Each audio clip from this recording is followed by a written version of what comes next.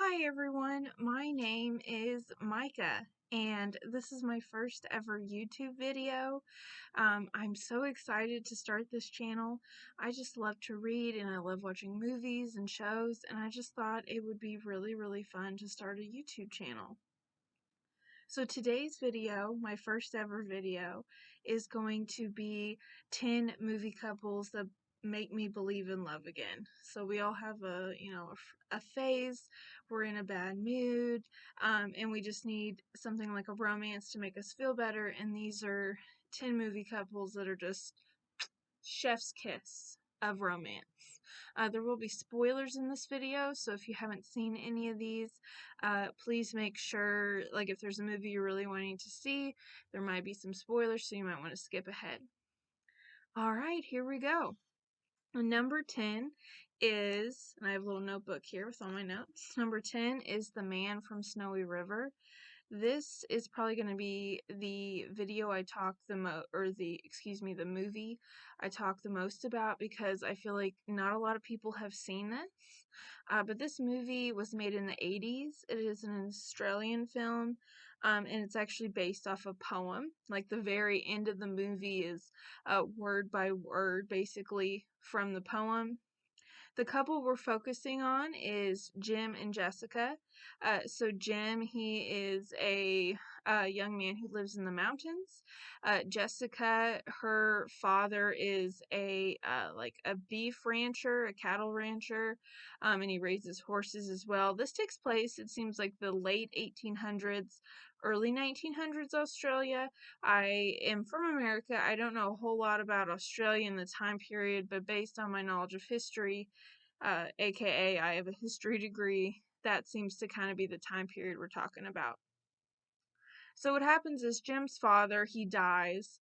They're attempting to make this fence to hold in these pack of wild horses, and he dies in this accident. And Jim leaves the mountains because the group of people up there say you have to earn the right to live up here like your father did, which is just kind of ridiculous. But Jim goes with it. He goes with it, and he gets a job on Jessica's father's farm, and they meet through that. And Jessica really wants to be like a horse owner. She really wants to run the horse aspect of the farm. She wants to breed the horses, train the horses.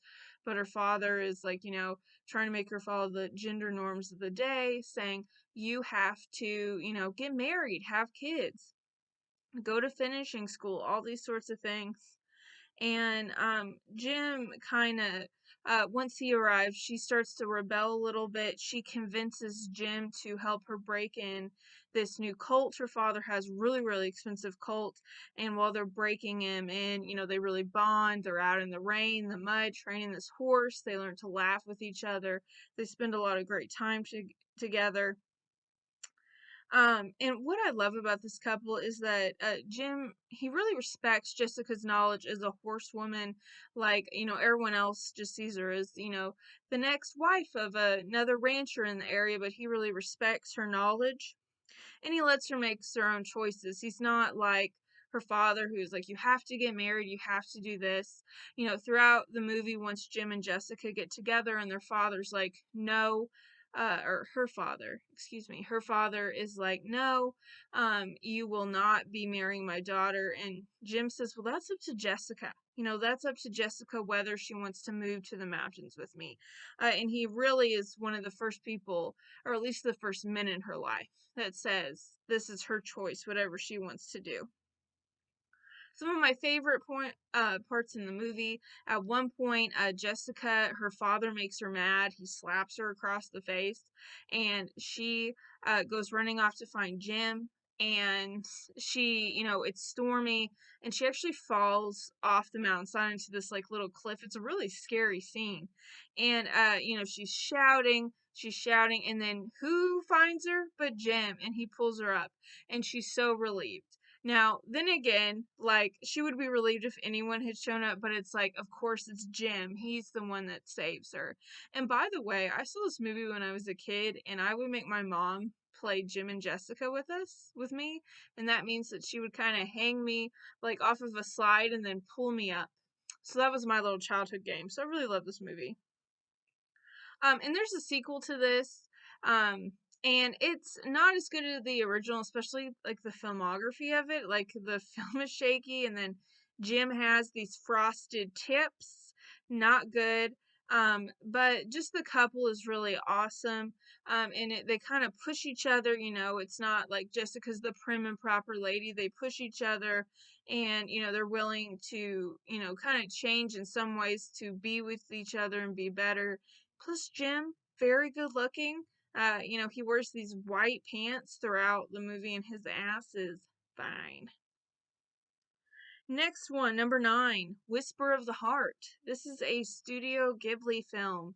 I hope there's a lot of Studio Ghibli films out there. I love these movies. Basically, what these movies do when you watch them is they make you feel like overwhelmed with happiness and you just love life. And the way a lot of couples in Studio Ghibli are is they're not officially couples, but they're people you can tell love each other, but it's never really defined in a romantic way. And this couple in Whisper of the Heart is kind of the exception. So, fun fact about this film, the theme song is Take Me Home, Country Roads, but it's a female version, and I just love how that's thrown in there. So our couple is Shizuki and Saiji, and how this kind of starts off is Shizuki, she's checking out these books during the summer, and she keeps seeing Seiji's name in the checkout cards over and over, and she's wondering who this is, and she finally meets him, and at first they kind of clash a little bit, but as she gets to know him, he inspires her. Like he's studying to be a violin player, like he's going to go to another country to study, and he really inspires her to take some initiative, and she just starts writing. Like that's what she decides she wants to do, and she wants to be like the best writer and finish this story. um and she even gets so inspired that she almost goes down a rabbit hole. Like she ignores studying her like high school entrance exams. So that's not the best thing to take from this movie. Like if you get interested in something that's great, but maybe like get your basic education first. It's my advice for you. But it's this relationship where they inspire each other to be the best they can be. They inspire this passion in each other, which I just think is beautiful. One of my favorite parts is at the end, they're going up this hill and she's on his bicycle with him, and it's up this really steep hill, and he's trying to pedal up it, and then she gets off and helps push the bicycle, and he says that she doesn't need to, but she says, I want to help you. Like I don't want to be a burden, I want to help you. And that's kind of a really good way to look at a relationship, someone who inspires you and then someone who's willing to help you through things. So basically, they help each other and they inspire each other to be better. One thing I didn't like is that, they are middle schoolers, they're studying to be in high school. And at the end, they talk about getting married someday. Didn't love that part of it, but I know it's kind of a common theme in anime and other like Studio Ghibli films. So I'll give it a slight pass, but that's not my favorite thing. But this is just a film that just makes your heart happy. Number 8 is another Studio Ghibli film. It is Spirited Away. So this is probably one of the most iconic Studio Ghibli movies. Like this, Spirited Away was like the top movie in Japan for like ever.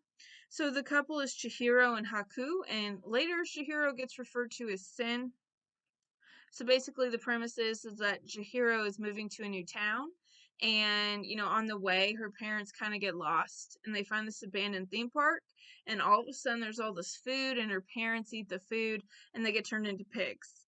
It's very reminiscent of a lot of story tales about fairies. Like if you eat the fairy food, you're stuck there forever.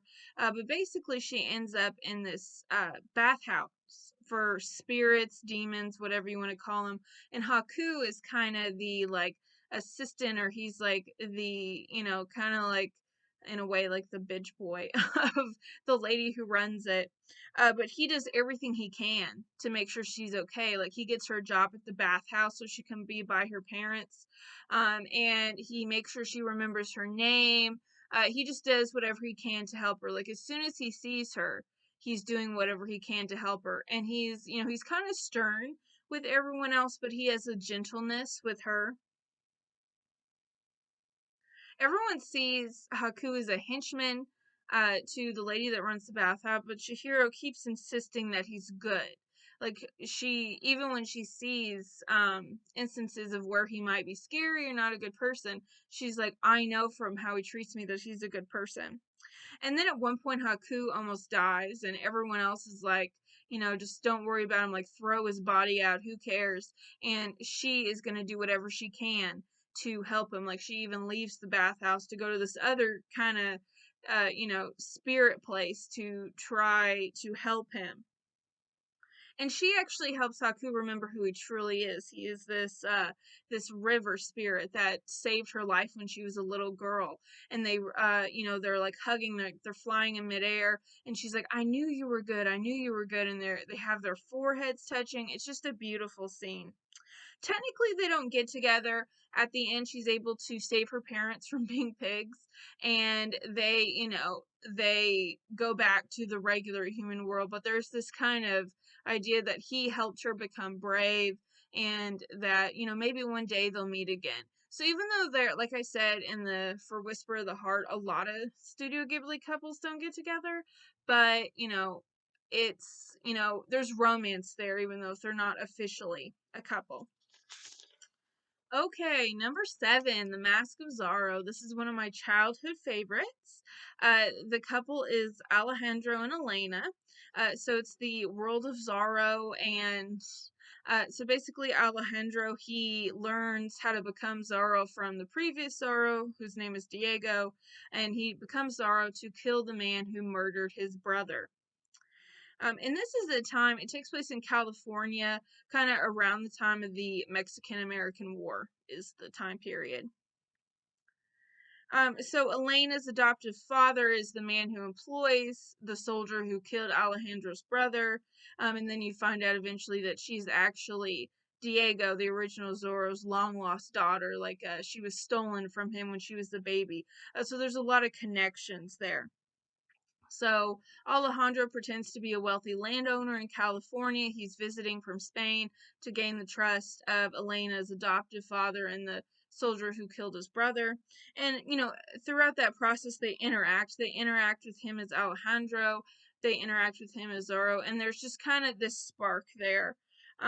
She's really, aroused by both of them. Like, but she's confused because, when Alejandro's pretending to be the wealthy landowner, he's pretending to be a dick. But she's like, I see something that's good in him, but then he'll do something that makes him seem like he's an awful person. One of my favorite scenes, it maybe hasn't aged that well, but I love this scene when I was a kid. It's uh Zorro is trying to steal a horse, or he's doing something, and Elena's about to go for a morning ride, and she stops him, and I guess she was trained how to fight with swords, so they have this like sexy little dance, like sword fight. At the end, he does, like, he bests her, and he cuts off her nightdress, which that has not aged well. But everything before that is, little spicy. You get the tingles. You get the tingles. I also like the dance scene. He needs to create a distraction, so him and Elena do this very like sexy dance. One thing I don't like about that scene though is at the end he does gaslight her. He's like, "Oh, Elena suggested it. Sorry, she's just, she's so forward," even though it was him and his suggestion. So I don't like that, but he is pretending to be a dick, to you know, uh, be able to avenge his brother. So that's not who he really is, but still not cool, man. Still not cool. And Elena has a lot of passion for people. She has a lot of moxie. She's not just someone who's there. She is trying to make her own way. And it's just the relationship is just, it's spicy, it's awesome. And, and at the end, Alejandro helps her reunite with her long lost father. The sequel is not very good. I hated the sequel. I wouldn't recommend the sequel. Number 6, the Sailor Moon Flower movie. I think this official title is Sailor Moon R, the movie. But Sailor Moon, for those of you who are Sailor Moon fans, and it's, in all the things that are Sailor Moon, there's a manga and there's a TV series, and then there's 3 movies. When I was a kid, I only knew that there were the movies. I didn't know there was the TV show. So this is how I was introduced to Sailor Moon when I was a kid. And so I recommend watching the movies, watching the show. They're both great. But this is the Flower movie. It's Sailor Moon R. Um, and the characters we're focusing on is Usagi slash Sailor Moon and Mamoru slash Tuxedo Mask. Um, this was just wild. It really, as a kid, looking like rewatching these and looking back on, like, as a kid, I was just like, because it just jumps into things. It doesn't explain who Sailor Moon is or who Tuxedo Mask is, because it's a movie that's associated with, series that have like 50 episodes per season. But anyway, it jumps up. They're at like an arboretum, and Mama was like, basically his ex-boyfriend, his alien ex-boyfriend, comes up and, wants to steal him back. And Usagi's like, sorry, he's my boyfriend. You can't have him. And he pushes down Usagi, and all these flowers start flying everywhere. And eventually he attacks the city again. And Mama gets abducted, and the Sailor Scouts go to the like a asteroid to save him. So it's pretty cool. Just like the way they care about each other is awesome. Like when he is abducted, because in the series he gets abducted multiple times. She's just so heartbroken. She like breaks down crying. She's like, not again. I can't handle this again. And the tension is love is palpable, and that's one thing that anime does so well. It's able to exchange love with just looks, and those like dramatic like anime breaths, like the steady breathing.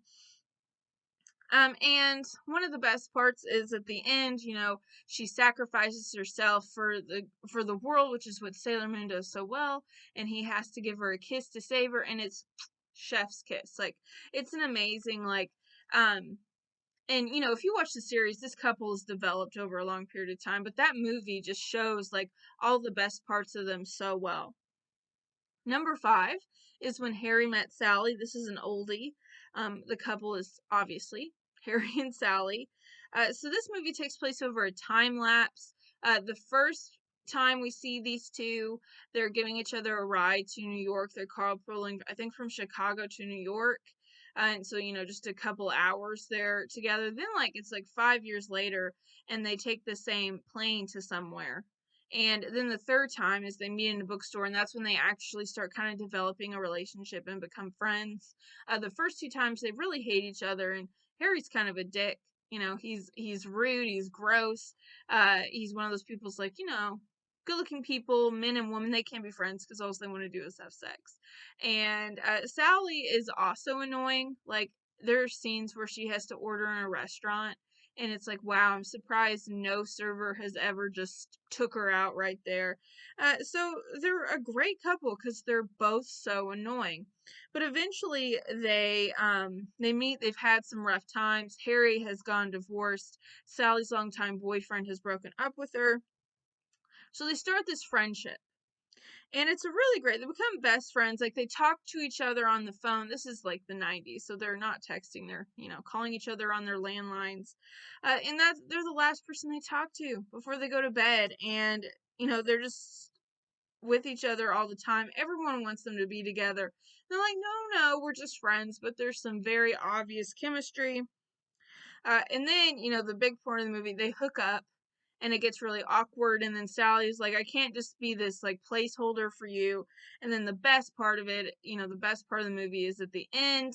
Harry's walking around, it's New Year's Eve, and he realizes that he's in love with Sally, so he runs to this party where he knows she's going to be, and he says that he doesn't want to wait another moment to be with her, and it's a great scene. But they are both really flawed characters. They're both really annoying, and maybe that's why they're so great. But I do love the friendship aspect, and how when they first met, they didn't like each other, and they have this, from like the first time they meet each other to the last time, it's like 10 years that this spans, and I just like to see how their relationship develops. I like a good friendship, just relationships developing. All right, number 4 is Titanic. One of the best. This movie was recently, re-released in theaters because it's like the 25th anniversary. But this one's a classic. If you've never seen Titanic, if you're living under a rock, no judgment. But our couple is Jack and Rose, and it obviously follows like the real life sinking of the Titanic ship. So one thing I like about this couple is, for Rose, in the beginning, she's about to jump off this ship. Like, she has no choices. She hates her fiance. Her mother's controlling. Her mother's not advocating for her at all. She has no choices. But Jack is the first person in her life, including her mother, that cares about what she wants. Not just what society wants or what she's supposed to do, but what would make her happy. There's this one point, kind of towards I guess it's the middle of the movie. It's such a long movie, where Jack says, he's like, it's okay if you don't want to be with me, but I just need to know that you're all right. Because if you stay with, I think, yeah, her fiance's name is Cal. If you stay with him, that fire in you is going to burn out. And I like that he's just like, I just want you to be all right. Like, obviously, he's head over heels for her. He's simpered for her so hard, but all he really cares about is whatever she does, she's going to be happy. And no one in her life has done that for her. My favorite scene is when they have that party in steerage. They're dancing. She gets to let loose. She just gets to be a person. It's not all those like crazy etiquette rules. Everyone's just having a good time. And she gets to make like actual human connections with people, which she really doesn't get to do in her normal life. One thing I love about this couple, I just love how when they run and embrace, it's like, I love it. Like, for example, when she is on the lifeboat and she jumps off it back onto the ship and they runs toward each other, and he's like, you're so stupid. She's like, I couldn't leave you. And like, that's just like, like if you have that cold dead heart, it makes it start pumping like the Grinch. It makes you feel like you're coming back to life. So that's an awesome moment. Another moment I like, it just shows how much they care about each other. Like, it's when the ship is starting to kind of like go like this, and they're at, the front of the ship, and she's like, this is where we met. And he hugs and kisses her. Because even though, like, imagine how scary that would be, it's still like they have this moment to recognize that, this is where we met. This is where we fell in love. I'm not usually a fan of people like meeting within like a week and then like planning on getting married and stuff like that. But this is kind of the exception because, spoiler alert, Jack does die at the end, so they don't get together. But this is represents people who come into our lives and they inspire us, or they change us in a way, and then they leave, and in this case Jack dies. But there are people that, even though they were only with us for a short amount of time, they leave their mark on us. They leave their mark on us. They change us. And that's what Jack does. Because at the end, Rose says that he saved me in every way possible. And she doesn't just mean that he, basically gave up his life so she could be on that door, even though they both could have fit. Yes, I'm going to get into that. But, he helped her realize that she shouldn't go back to her mom or to her fiance, because her life was just not going to be what she wanted it to be. Now, do I think it was a bit cruel for her to never tell her mother, and her mother thinking she was dead? Yes, that's pretty cruel. But, remember, during the time of the movie, she's 17 and she's just been through trauma. Number 3, Pride and Prejudice, and I am talking about the 2005 version with Keira Knightley and Matthew Macfadyen. Obviously, our characters are Elizabeth and Darcy. It does have an enemies to lovers vibe, or at least that's what Elizabeth thinks in the beginning, but then she realized that he's been in love with her the whole time, and she just thought he was annoying.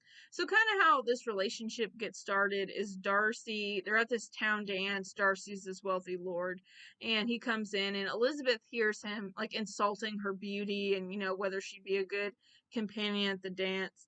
And then Darcy spends the rest of the movie being awkward as fuck. He's the most awkward person. Later, when he proposes to her, he insults her and her family. Like, but he's like so in love with her, you can tell, and he's so dorky, and he's so awkward and dorky. It's ridiculous. But Keira Knightley and Matthew Macfadyen, they have great chemistry. I mean, Keira Knightley, like, who didn't have a crush on her as a kid? I did, still do. She's the best.